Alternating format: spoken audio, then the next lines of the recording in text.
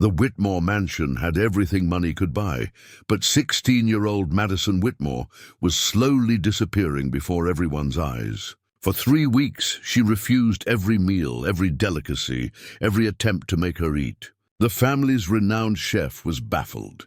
Private doctors were called in.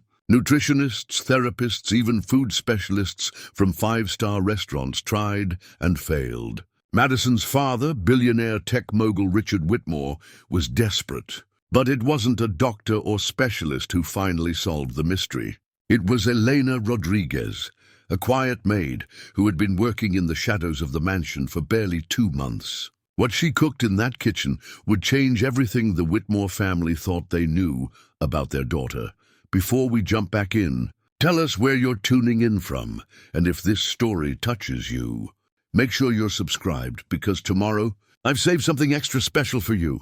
The first sign something was wrong came on a Tuesday morning in October when Madison Whitmore didn't come down for breakfast. This wasn't entirely unusual for a 16-year-old, but Madison had always been different from other teenagers. While her peers slept in and skipped meals, Madison maintained the discipline her father had instilled in her since childhood. Breakfast at 7:30 sharp, every single day.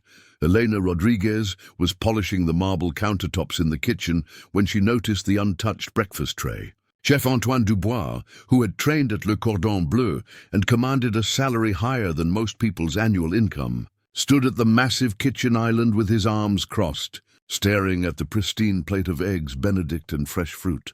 She said she wasn't hungry, announced James, the house manager, as he returned with the tray. Just asked for water.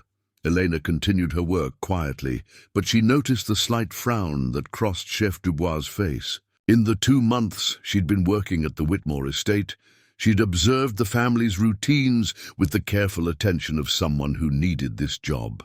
Madison never skipped meals. The girl was methodical about everything, from her study schedule to her violin practice to her eating habits.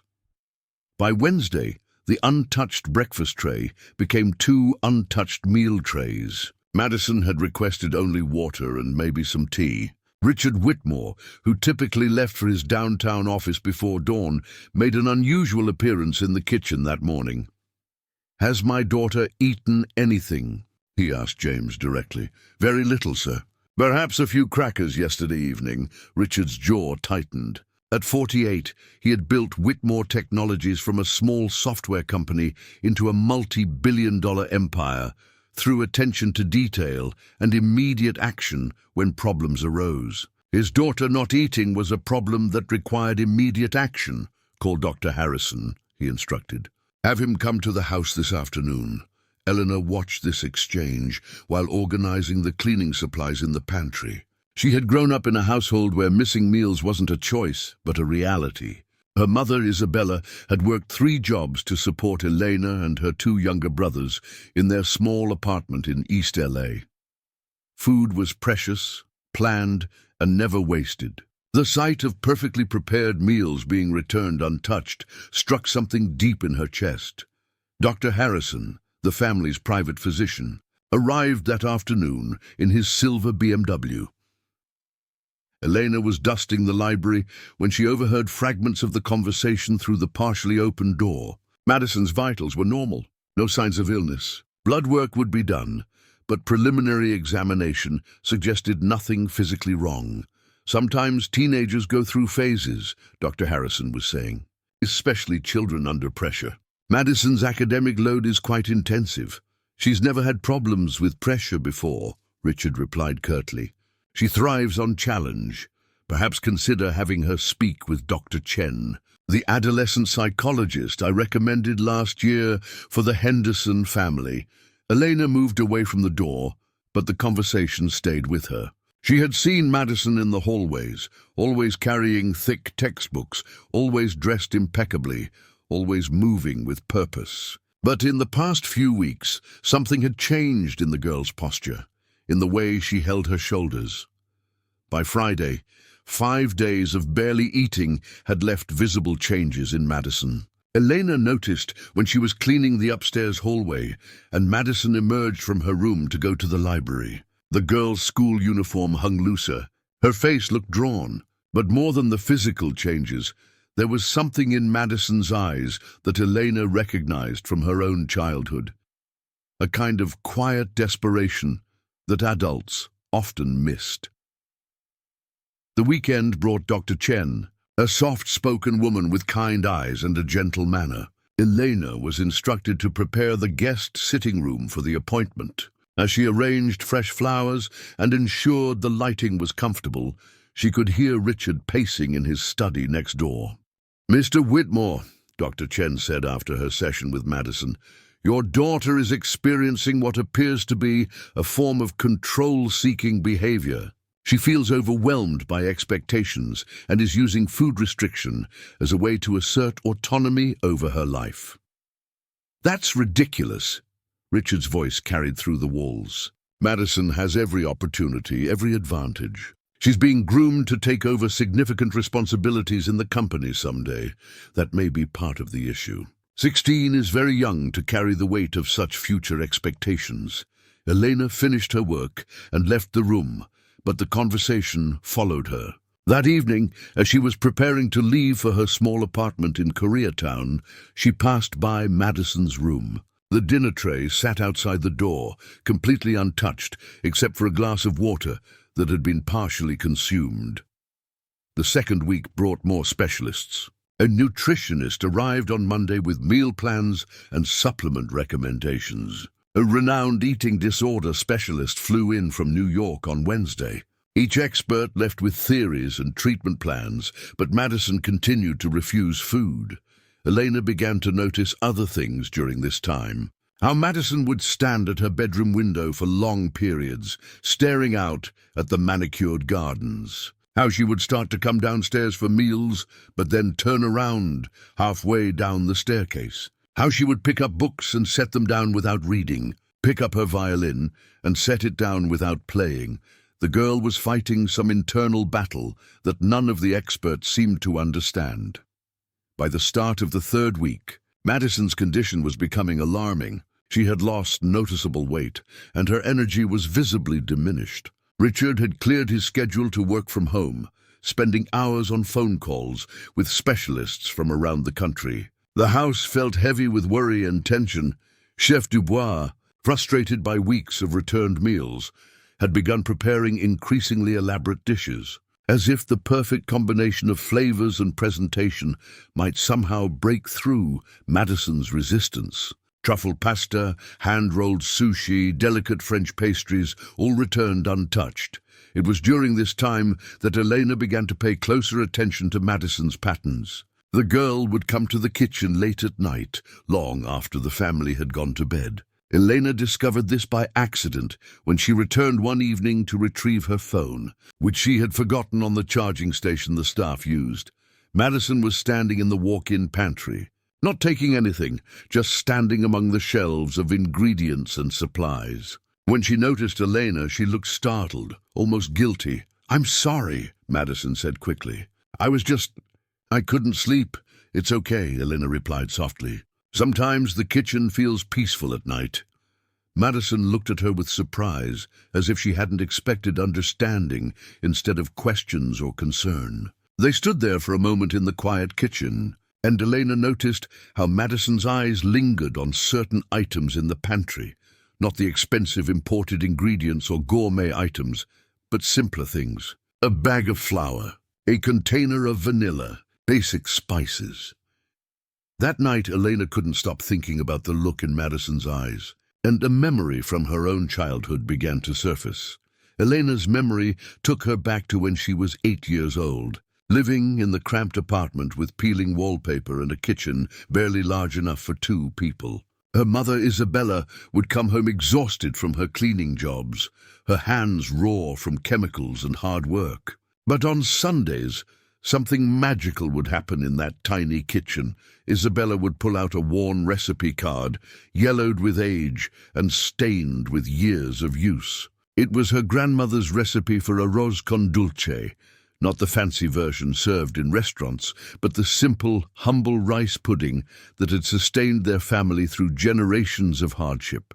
Elena would stand on a wooden stool, helping to measure rice and milk, stirring the pot while her mother shared stories of their ancestors in Puerto Rico. "Mija," her mother would say, "food made with love tastes different. It doesn't matter if you have expensive ingredients or fancy equipment. When you cook for someone you care about, they can taste your heart." The memory hit Elena with unexpected force as she drove home that night. Madison's behavior in the pantry, the way she had looked at those simple ingredients, reminded Elena of herself at that age, searching for something authentic, something real in a world that often felt overwhelming and artificial. The next morning, Elena arrived at the Whitmore mansion to find chaos. Madison had collapsed in her bathroom during the night. She was conscious but weak, and Richard had called for an ambulance. Elena watched from the kitchen window as the paramedics wheeled Madison out on a stretcher, her pale face almost translucent in the morning light. "They're taking her to Cedars-Sinai," James informed the staff. "Mr. Whitmore wants the house maintained as usual, but he'll be staying at the hospital." For the first time since Eleanor had started working there, the mansion felt truly empty. Chef Dubois paced the kitchen like a caged animal, muttering in French about his failure to nourish the girl. The housekeeping staff moved through their routines mechanically, but everyone's thoughts were with Madison.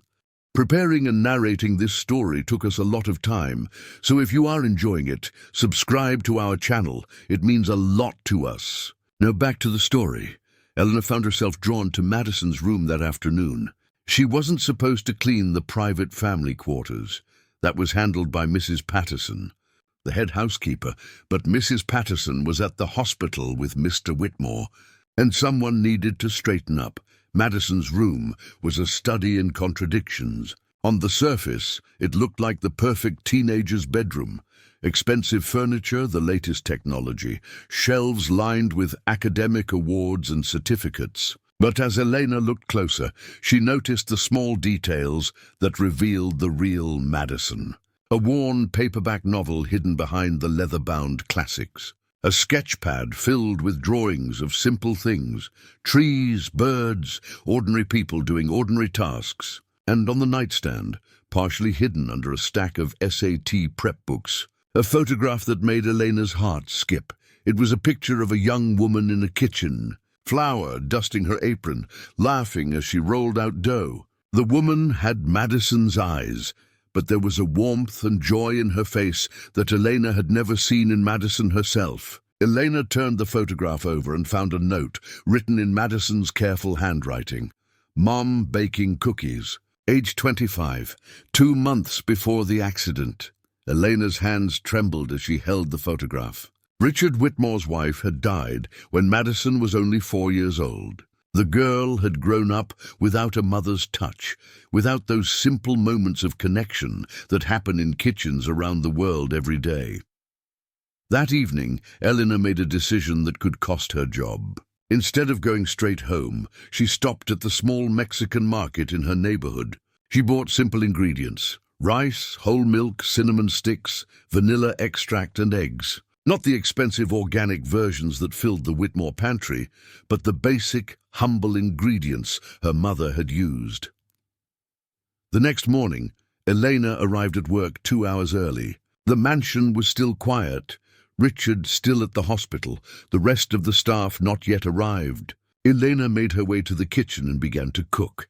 She moved slowly, deliberately, the way her mother had taught her. She washed the rice until the water ran clear, then toasted it lightly in a heavy-bottomed pot. The smell filled the kitchen, nutty, warm, comforting. She added the milk gradually, stirring constantly, watching as the rice absorbed the liquid and began to soften. As she worked, Elena thought about Madison. The girl was surrounded by perfection, by people trying to fix her, by experts analyzing her behavior. But maybe what Madison needed wasn't another specialist or another treatment plan. Maybe she needed what Elena had found in her mother's kitchen all those years ago. Someone who understood that sometimes the simplest gestures carry the deepest meaning. The cinnamon stick went in next, along with a careful measure of vanilla. Elena stirred and watched, stirring and watching, the way generations of women in her family had done. This wasn't Chef Dubois' sophisticated cuisine or the calculated nutrition of the specialists. This was something else entirely. When the rice pudding was nearly done, Eleanor heard footsteps in the hallway. Her heart pounded, expecting to see Richard Whitmore's stern face, ready to fire her for using his kitchen without permission. Instead, she saw Madison still in hospital clothes, pale and unsteady, but determined. "They discharged me an hour ago," Madison said quietly. "Dad's filling out paperwork. I asked the driver to bring me home first." Eleanor turned off the heat under the pot, her hands shaking slightly. "You shouldn't be standing. You need to rest." "I smelled something," Madison said, moving closer to the stove. "It smells like—" She paused, searching for words. "It smells like memories I don't have." Eleanor ladled the rice pudding into a simple white bowl, not one of the fine china pieces that usually graced the Whitmore table. She sprinkled a little cinnamon on top and handed it to Madison without ceremony, without explanation. Madison took the bowl and stared at it for a long moment. Then she took a small spoonful and tasted it. Elena watched as Madison's eyes closed, as something shifted in her expression. "My mother used to make this," Madison whispered, though Elena knew that couldn't be true. "Not this exactly, but she used to bake before she died. I have one memory, just fragments really. I was very small, maybe 3. She was in the kitchen, and I was standing on something so I could reach the counter. We were making cookies, and she was laughing, and there was flour everywhere." Madison took another spoonful, then another. "After she died, Dad hired the best chefs money could buy. Everything was perfect, restaurant quality, expertly prepared. But it never tasted like love." Elena felt tears prick her eyes. "My mother taught me that recipe when I was your age. She said it was about more than food. What did she mean?" Madison asked, still eating slowly but steadily. "She meant that when someone cooks for you with their whole heart, when they put their care and their time and their memories into the food, you can taste it. It tastes different than perfection." Madison finished the entire bowl, the first real meal she had eaten in 3 weeks. When she was done, she looked up at Elena with eyes that seemed clearer, more present than they had in weeks. "I've been so hungry," Madison said softly. "Not just for food, for something real. Something that wasn't planned or scheduled or designed to improve me somehow." Elena nodded, understanding completely. "Sometimes we need to taste love before we can swallow anything else." They sat in the quiet kitchen as the sun rose fully over Los Angeles. 2 women from completely different worlds who had found a moment of connection over a simple bowl of rice pudding. And for the first time in months, the Whitmore mansion felt like a home. Richard Whitmore's footsteps echoed through the marble foyer as he rushed into the mansion, his face a mixture of panic and relief. He had expected to find Madison collapsed somewhere, having left the hospital against medical advice. Instead, he found her sitting at the kitchen counter, color returning to her cheeks, speaking quietly with Eleanor. "Madison," his voice boomed through the kitchen. "What are you doing? You're supposed to be resting." "The doctor said—" "I ate, Dad," Madison interrupted gently, gesturing to the empty bowl beside her. "I actually ate." Richard stopped mid-sentence, his eyes moving from his daughter's face to the simple white bowl. Then to Elena, who was standing respectfully by the stove, her hands clasped in front of her. "You ate?" Richard's voice was barely a whisper. 3 weeks of specialists, thousands of dollars in medical consultations, and his daughter had eaten a bowl of what appeared to be rice pudding made by the maid. Dr. Harrison arrived 30 minutes later, summoned by Richard's frantic phone call. He examined Madison thoroughly, checking her blood pressure, heart rate, and hydration levels. The improvement was remarkable for someone who had been hospitalized just hours earlier. "This is encouraging," Dr. Harrison said, packing up his medical bag. "But Madison, you need to understand that recovery isn't just about one meal. You'll need to maintain consistent nutrition moving forward." Madison nodded, but her eyes found Eleanor across the room. "I know, but I think I understand now what was wrong." After Dr. Harrison left, Richard sat across from his daughter at the kitchen island, something he hadn't done in years. Usually their conversations happened in his study or during car rides between her various activities. "I don't understand what happened here," Richard said carefully. "The best nutritionists in the city couldn't get you to eat, but—" He looked at Eleanor, struggling to make sense of the situation. Elena stepped forward, her voice respectful but steady. "Mr. Whitmore, may I speak freely?" Richard nodded, though his expression remained guarded. "Your daughter wasn't refusing food because she wasn't hungry," Elena said. "She was hungry for something that couldn't be bought or prescribed. She needed to feel connected to something real, something that came from the heart rather than from expertise." Richard's jaw tightened. "Everything we've provided for Madison has been the best available. The finest education, the most qualified instructors, the most nutritious meals prepared by a world-class chef." "I know," Elena said gently, "and Madison appreciates those things. But sometimes the best isn't what someone needs. Sometimes they need something simple and genuine." Madison reached across the counter and touched her father's hand. "Dad, do you remember anything about Mom cooking?" The question seemed to hit Richard like a physical blow. He was quiet for a long moment, his face cycling through emotions Elena had never seen from him before. "Your mother wasn't much of a cook," he said finally, his voice softer than usual. "She tried, especially when you were very small. She would attempt these elaborate recipes from cookbooks, and half the time they would turn out terribly. We would end up ordering pizza and laughing about her latest culinary disaster." Madison smiled, the first genuine smile Elena had seen from her. "Tell me more. She made cookies once for your 3rd birthday," Richard continued, the memories seeming to unlock something in him. "She was determined to make them from scratch instead of buying them from the bakery. The kitchen looked like a flower bomb had gone off. You were covered head to toe in chocolate chips and cookie dough. The cookies were completely lopsided and half-burned, but you acted like they were the most delicious things you'd ever tasted." "I remember that," Madison whispered. "Fragments of it. The mess, the laughter. It felt so warm." Richard looked around the pristine kitchen with its professional-grade equipment and spotless surfaces. "After she died, I thought I was doing right by you. I hired the best of everything. I wanted to make sure you never lacked for anything, never had to settle for less than perfect. But perfect isn't always what a person needs," Elena said quietly. The kitchen fell silent, except for the soft hum of the refrigerator. Richard studied Elena's face, and she could see him processing everything that had happened, trying to reconcile his understanding of the world with what he had witnessed that morning. "What did you make for her?" he asked finally. Elena glanced at Madison, who nodded encouragingly. "Arroz con dulce. Rice pudding. It's a recipe my mother taught me when I was a child. Nothing fancy, just simple ingredients prepared with care, and that's what did it." "Rice pudding?" Madison shook her head. "It wasn't the rice pudding, Dad. It was the way Elena made it. She wasn't trying to fix me or cure me or prove anything. She was just sharing something that mattered to her. Something that connected her to her own family, her own memories of being loved." Richard was quiet for a long time, staring at the empty bowl. When he finally spoke, his voice was strained. "I've been so focused on giving you every advantage, every opportunity. I thought that was how I honored your mother's memory, by making sure you had everything she couldn't give you. But she did give me something," Madison said.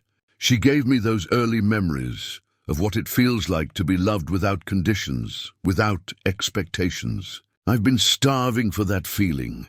Elena watched the conversation unfold, recognizing the delicate moment when years of misunderstanding begin to crack open.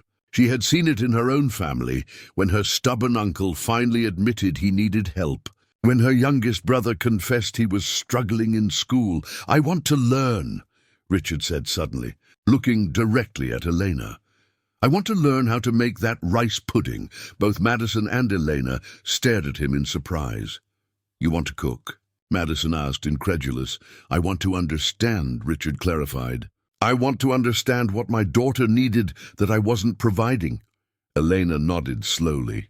"I can teach you, but Mr. Whitmore, cooking isn't just about following a recipe.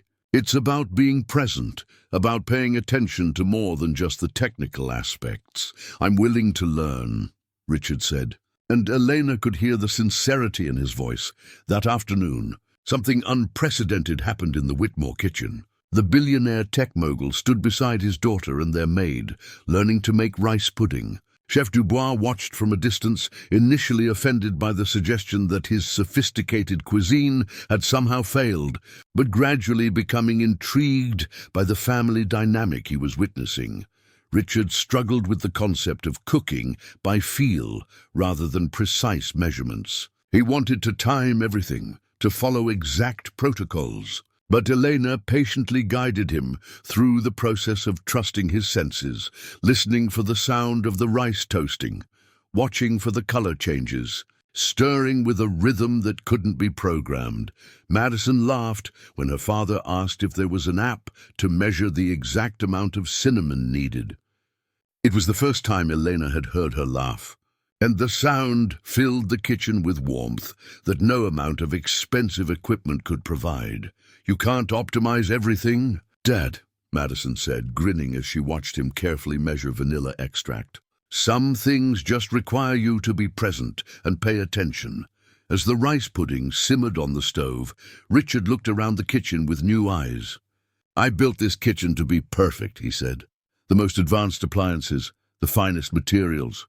But I never actually cooked in it myself." "Maybe," Elena suggested gently, "perfect isn't about having the best equipment. Maybe it's about what happens when people who care about each other share the experience of creating something together." When the rice pudding was finished, they sat around the kitchen island, father, daughter, and the maid who had helped them find their way back to each other. The pudding Richard had helped make wasn't as smooth as Elena's, or as artfully presented as anything Chef Dubois might create. But when Madison tasted it, she closed her eyes and smiled. "It tastes like love," she said simply, and for the first time since his wife's death, Richard Whitmore understood what she meant. The changes in the Whitmore household didn't happen overnight, but they were unmistakable. 3 days after the rice pudding incident, Elena arrived at work to find Madison already in the kitchen, examining the contents of the pantry with curiosity rather than the hollow stare she'd worn for weeks. "Eleanor," Madison said when she noticed her, "I was wondering, do you know how to make bread? Not the artisanal sourdough that Chef Dubois makes, but regular bread, the kind that makes the whole house smell like home." Elena smiled, remembering her grandmother's hands kneading dough every Saturday morning.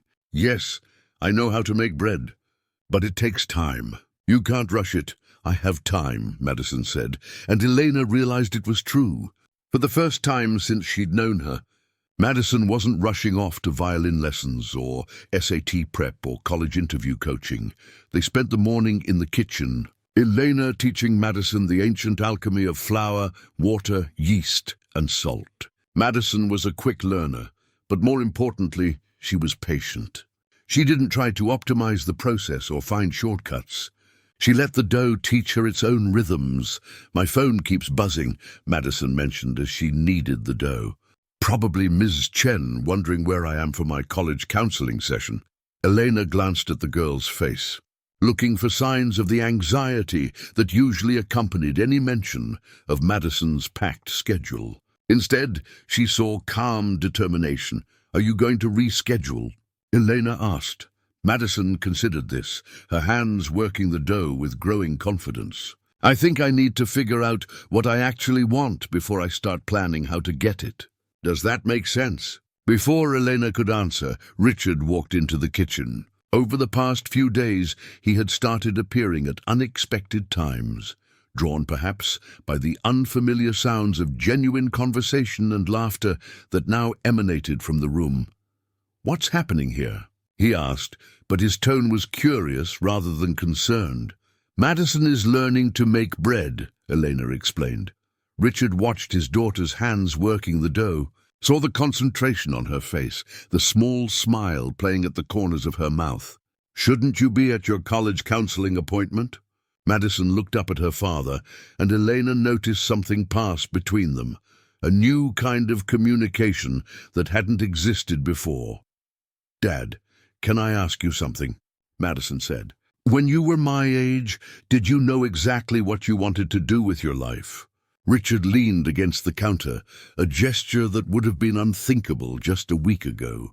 "Honestly, I wanted to be a musician. I played guitar and wrote terrible songs in my bedroom, convinced I was going to be the next Bob Dylan." Madison stared at him in amazement.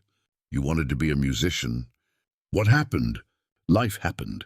College, responsibilities, practical considerations. I discovered I had a talent for technology and business, and it seemed like a more sensible path. Do you ever regret it?" Madison asked quietly. Richard was silent for a long moment, watching his daughter's hands shape the dough. "I regret that I never taught you that it's okay to not have everything figured out at 16. I regret that I made you feel like your worth was tied to your achievements rather than to who you are as a person." Elena felt like she was witnessing something sacred. This father and daughter finally speaking to each other from their hearts instead of from their roles. "I've been so afraid of disappointing you," Madison admitted. "Everything I do, every decision I make, I think about whether it will make you proud or whether it will honor Mom's memory. But I don't even know what would make me happy." "What made you happy this morning?" Richard asked. "Making bread with Elena." Madison nodded, her face brightening. "Yes, and yesterday when we made that stir-fry together. And the day before, when Elena taught me how to properly scramble eggs. Not because I was trying to achieve anything or impress anyone, but because it felt peaceful, connected." Elena watched Richard process this information, saw him struggling to reconcile his daughter's happiness with his assumptions about success and achievement. "Maybe," Richard said slowly, "we need to redefine what success looks like." That afternoon brought an unexpected visitor. Dr. Chen, the psychologist, arrived for Madison's missed appointment. Instead of meeting in the formal sitting room as usual, Richard invited her into the kitchen, where Madison was waiting for her bread to finish its second rise. "I apologize for missing our session," Madison said to Dr. Chen. "I've been exploring some things." Dr. Chen looked around the kitchen, taking in the flour-dusted counters, the mixing bowls in the sink, the comfortable way Madison moved around the space. "This is quite different from our usual meeting environment. How do you feel in this space?" "Calm," Madison answered immediately. "Present. Like I don't have to be anyone other than who I am right now. And who are you right now?" Madison considered the question, her hands absently shaping a small piece of dough. "I'm someone who's learning that there's value in simple things. That taking care of people, even just by making them food, is meaningful work. That I don't have to carry the weight of everyone's expectations all the time." Dr. Chen made notes, but Elena noticed that her usual clinical demeanor had softened. "Madison, 3 weeks ago you were using food restriction to cope with overwhelming pressure. Now you're using food preparation as a form of therapy. Can you tell me about that shift?" Madison glanced at Elena, who nodded encouragingly. "I realized I wasn't hungry for food. I was hungry for authenticity. For connection, for the feeling that what I was doing mattered to someone other than college admissions officers. And cooking provides that. Cooking with people who care about me provides that," Madison clarified. "It's not just about the food. It's about the sharing, the teaching, the being present together." Dr. Chen turned to Richard. "Mr. Whitmore, how do you feel about these developments?" Richard looked at his daughter, really looked at her, and Elena saw recognition dawn in his eyes. "I see my wife in her when she's cooking. Not just physically, but the joy, the unself-conscious engagement with life. I'd forgotten that my wife's happiness didn't come from her achievements. It came from her connections to people, her ability to find meaning in everyday moments." "That's a significant insight," Dr. Chen said. "Madison, how does it feel to hear your father say that?" "Like I have permission to be happy," Madison said simply. "Like I don't have to earn love through performance. The timer for the bread chose that moment to ring." Madison carefully removed the golden loaves from the oven, and the kitchen filled with the most wonderful aroma. Even Dr. Chen closed her eyes and inhaled deeply. "Would you like to try some?" Madison asked. "It's my first attempt, so it might not be perfect." Dr. Chen accepted a warm slice, and Elena watched her face transform as she tasted it. "Madison, this is delicious. But more than that, I can taste the care you put into making it." Madison beamed, and Eleanor felt her own heart swell with pride. This was what success looked like. Not grades or test scores or college acceptances, but a 16-year-old girl discovering that she had something valuable to offer the world, something that came from her heart rather than from her achievements. As Dr. Chen prepared to leave, she pulled Richard aside. "Mr. Whitmore, I want to adjust our treatment approach. Instead of focusing solely on Madison's eating patterns, I'd like to incorporate what you've discovered here. Sometimes the best therapy isn't talking about problems. It's creating new patterns of connection and meaning." After Dr. Chen left, the three of them sat around the kitchen table, sharing the warm bread that Madison had made. Elena thought about the journey that had brought them to this moment, from Madison's desperate hunger for something real to this quiet afternoon of shared accomplishment. "Elena," Richard said suddenly, "I want to ask you something, and I want you to be completely honest." Eleanor nodded. "Prepared for anything. Do you think we could do this more often? Not just the cooking, but this, the three of us learning together, being present together." Eleanor looked at Madison's hopeful face, at Richard's tentative expression, and felt a warmth that had nothing to do with the bread cooling on the counter. "I think," she said carefully, "that would be the most important work any of us could do." 6 months later, the Whitmore mansion hummed with a different kind of energy. Elena arrived each morning to find the kitchen alive with activity that would have been unimaginable just half a year ago. Madison would be at the counter, often still in her pajamas, experimenting with a new recipe or perfecting an old one. Richard, who now worked from home 3 days a week, could frequently be found nearby with his laptop, conducting business calls while keeping one eye on whatever culinary adventure was unfolding. The transformation hadn't been without its challenges. There were still difficult days when Madison felt overwhelmed by the weight of future decisions, when Richard struggled to balance his protective instincts with his daughter's need for independence, when the old patterns of perfectionism and control threatened to reassert themselves. But they had learned to recognize these moments and address them together, often finding their way back to equilibrium through the simple act of preparing a meal together. On this particular Tuesday morning in April, Elena found Madison already awake at 6 a.m., flour dusting her hands as she worked on what appeared to be an elaborate pastry project.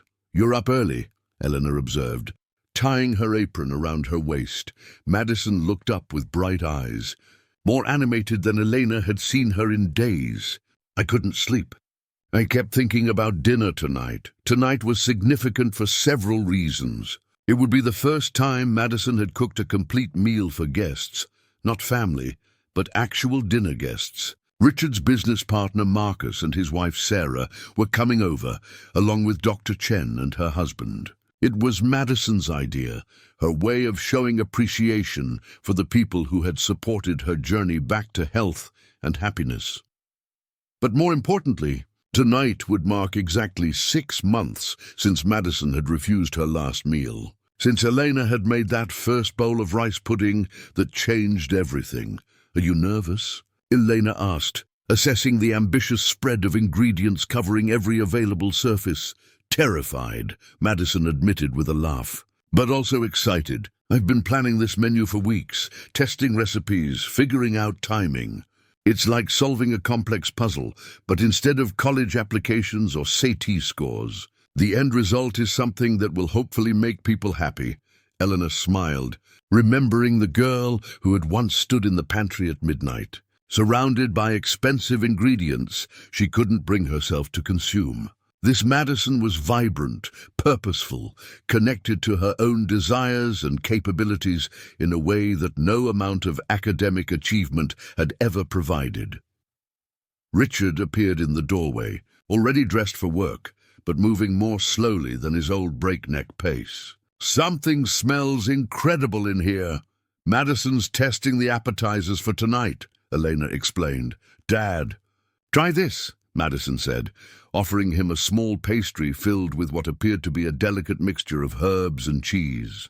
"It's a variation on those empanadas Elena taught me, but I've been experimenting with different fillings." Richard bit into the pastry, and Elena watched his face transform with genuine surprise and pleasure. "Madison, this is restaurant quality." "How did you practice?" Madison said simply. "Lots and lots of practice. And Elena's been incredibly patient with all my experiments." Elena felt a familiar warmth at the easy affection in Madison's voice. Their relationship had evolved far beyond that of employer and employee. Elena had become something like a mentor, an older sister, a bridge between Madison's privileged world and the authentic connection she craved. "I need to head to the office for a few hours," Richard said, "but I'll be back by 3 to help with prep." "What can I do?" The fact that Richard was asking what he could do to help with dinner preparations, rather than simply hiring additional staff, still struck Elena as remarkable. 6 months ago, the idea of Richard Whitmore chopping vegetables or setting tables would have been absurd. Now it was simply Tuesday. "Just be ready to taste everything and give honest feedback," Madison said. "And maybe help me not panic if something goes wrong." Richard kissed his daughter's forehead, another gesture that would have been unthinkable in the old dynamic. "Nothing will go wrong. And even if it does, our guests are here because they care about you, not because they're expecting perfection." After Richard left, Elena and Madison settled into the comfortable rhythm they had developed over the past months. They worked side by side, Elena offering guidance when asked, but allowing Madison to lead. The girl had developed real skill in the kitchen, but more than that, she had developed confidence in her own instincts and judgment. "Elena," Madison said, as she carefully arranged vegetables for roasting, "can I tell you something I've never told anyone else?" Elena nodded, giving Madison her full attention. "Sometimes I think about what would have happened if you hadn't been working here when I got sick. If it had been someone else, or if you hadn't decided to make that rice pudding." Madison paused, her hands still working but her voice thoughtful. "I was so lost. I didn't even realize how lost I was until I found my way back." Elena felt tears prick her eyes. "You weren't lost, Mika. You were just disconnected from yourself, from what really mattered to you. Sometimes we all need help remembering who we are underneath all the expectations."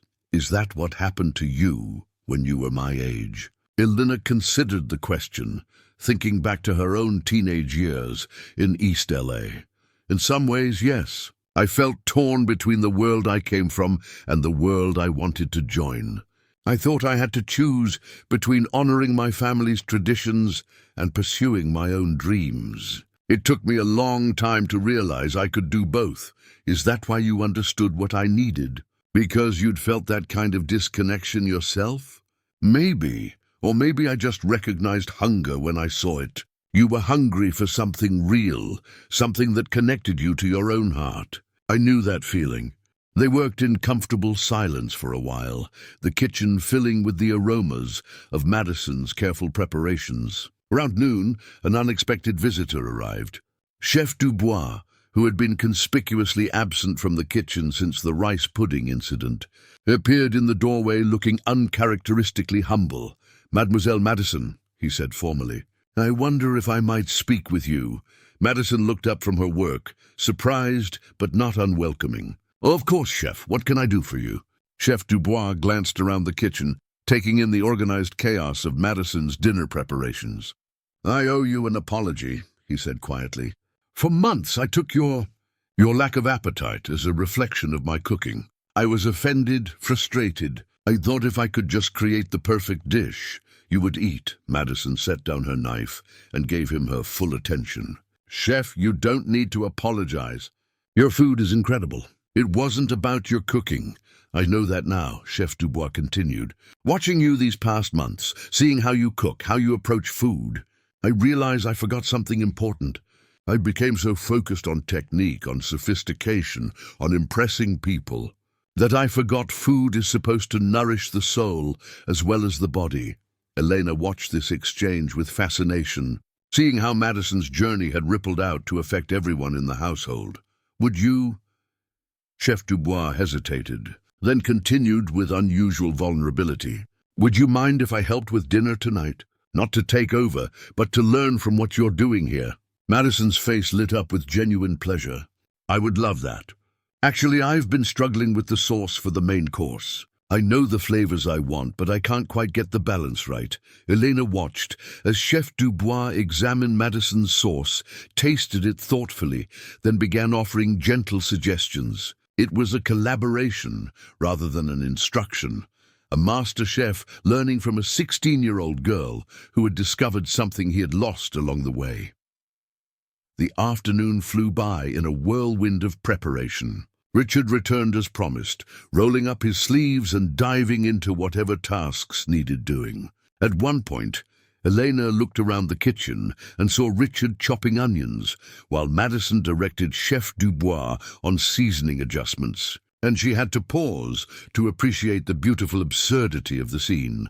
By 5 o'clock, everything was ready. The table in the informal dining room, not the grand formal dining room that Richard used for business entertaining, was set with care. Madison had chosen to use her mother's china, pieces that had been stored away since her death. Too precious for everyday use, but perfect for this celebration of family and friendship. The guests began arriving at 6. Dr. Chen came with her husband, David, a gentleman who taught high school English. Marcus and Sarah brought flowers from their garden and warm compliments about the incredible smells emanating from the kitchen. But the most surprising arrival was Elena's mother, Isabella. Madison had insisted on inviting her, wanting to meet the woman whose rice pudding recipe had started this entire transformation. Mrs. Rodriguez, Madison said, taking both of Isabella's hands in hers, thank you so much for coming. And thank you for raising a daughter who saved my life. Isabella, elegant in her simple black dress, smiled with tears in her eyes. Mia, Elena tells me you are the one who saved yourself. You just needed someone to show you the way back to your own heart. The evening unfolded with the kind of natural warmth that Eleanor had learned couldn't be purchased or programmed. The food was delicious. Madison's months of practice evident in every perfectly balanced flavor, but more than that, the atmosphere was filled with genuine affection and connection. During the main course, Dr. Chen raised her glass. I want to propose a toast, she said, to Madison, who taught us that sometimes the most profound healing happens not in therapy sessions or medical consultations, but in the simple act of sharing food made with love. To Elena, Richard added, who saw what the rest of us missed and had the courage to act on that understanding. To all of you, Madison said, her voice slightly shaky with emotion, for showing me that family isn't just about blood relations. It's about the people who see you for who you really are and love you anyway. As the evening wound down and guests began to leave, Elena found herself alone in the kitchen with Madison and Richard, cleaning up the remnants of the dinner. It was a peaceful, satisfying kind of work, the three of them moving around each other with the easy familiarity they had developed. Elena, Richard said suddenly, drying a plate with unusual care. I need to tell you something. Elena looked up, wondering if this was the moment when things would change again, when Richard would decide that the experiment had run its course. When I hired you 8 months ago, I thought I was getting a housekeeper. Someone to maintain the perfection of this place, to keep everything running smoothly while I focused on business and Madison focused on her future. Elena nodded, remembering that first day when she'd been so nervous about meeting Richard's exacting standards. I realize now that you weren't just maintaining this house. You were creating a home. You saw what we needed before we knew we needed it, and you had the wisdom and courage to provide it. Richard paused, seeming to struggle with words that didn't come easily to him. What I'm trying to say is, we don't want you to just work for us anymore. We want you to be part of our family, officially, permanently, in whatever way feels right to you. Eleanor felt her breath catch. She looked at Madison, who was nodding enthusiastically. "Elena, you've taught me so much more than just how to cook," Madison said. "You've taught me how to be present, how to find joy in simple things, how to connect with people authentically. I can't imagine our family without you." Elena thought about her small apartment in Koreatown, about the life she had built for herself through hard work and determination. Then she looked around this kitchen, where she had spent so many hours, where she had watched a broken family heal itself, where she had found her own sense of belonging and purpose. "I would be honored," she said simply, "to be part of your family." 6 months later, Elena would move into the renovated guest house on the property, a space that gave her both independence and connection. Madison would defer college for a year to attend culinary school, a decision that initially terrified Richard, but ultimately filled him with pride as he watched his daughter pursue her authentic passions. Chef Dubois would partner with them to start a small catering business that focused on comfort food, made with love, rather than just technical perfection. But all of that was still in the future. On this April evening, as they finished cleaning the kitchen together, Elena simply felt grateful for the mysterious ways that life unfolds. How a simple bowl of rice pudding can become the beginning of everything changing for the better. "What should we cook tomorrow?" Madison asked as they turned off the lights. Elena smiled, thinking of all the possibilities ahead of them. "Whatever feels right," she said. "We'll figure it out together." And they would. They always did. Up next, you've got 2 more standout stories right on your screen. If this one hits the mark, you won't want to pass these up. Just click and check them out. And don't forget to subscribe and turn on the notification bell so you don't miss any upload from us.